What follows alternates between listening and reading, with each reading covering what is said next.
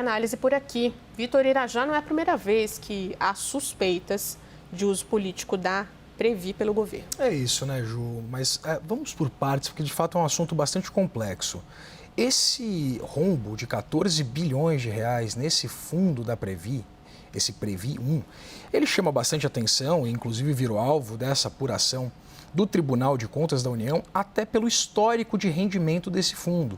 Vale destacar, por exemplo, que em 2023 esse fundo rendeu 13,53%, em 2022 13,51% e 7,13% em 2021. O que de fato chama atenção é exatamente esse rendimento de 2,11% entre janeiro e novembro do ano passado e acende esse alerta para o Tribunal de Contas da União, o ministro Walton Rodrigues, apontando que, inclusive, há indícios de prejuízos por eventual má gestão e política temerária de investimentos, além de possíveis influências políticas ou fatores externos que prejudiquem a objetividade e tecnicidade das decisões de investimento. Vale destacar que esse fundo, sobre o qual estamos falando, que teve esse rombo de 14 bilhões de reais, é um fundo abastecido tanto com ativos de renda fixa quanto de renda variável. E a Previ sozinha é o maior acionista individual da Vale do Rio Doce, a antiga Vale do Rio Doce, a Vale.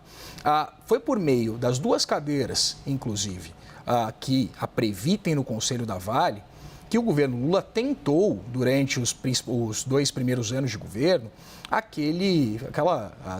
tentou emplacar Guido Mantega, ex-ministro da Fazenda, como conselheiro para possivelmente ser escolhido ali pelos demais acionistas como presidente da Vale, numa tentativa de uma ingerência sobre uma empresa privada, com o uso, inclusive, dessas duas cadeiras da Previ. Houve diversas tentativas, diversas estratégias e uma resistência muito grande por parte dos outros acionistas, exatamente tentando blindar a empresa dessa ingerência política e dessa indicação de Guido Mantega. Então, de fato, o que a gente acompanhou depois no processo de escolha do CEO da Vale, hoje Gustavo Pimenta, foi de fato uma união por parte dos demais acionistas em torno da contratação de uma empresa séria, a Russell Reynolds, para fazer uma lista de possíveis CEOs e aí sim, por meio de um acordo entre os acionistas, nomear Gustavo Pimenta, que era um funcionário de carreira da Vale, como o presidente. Agora,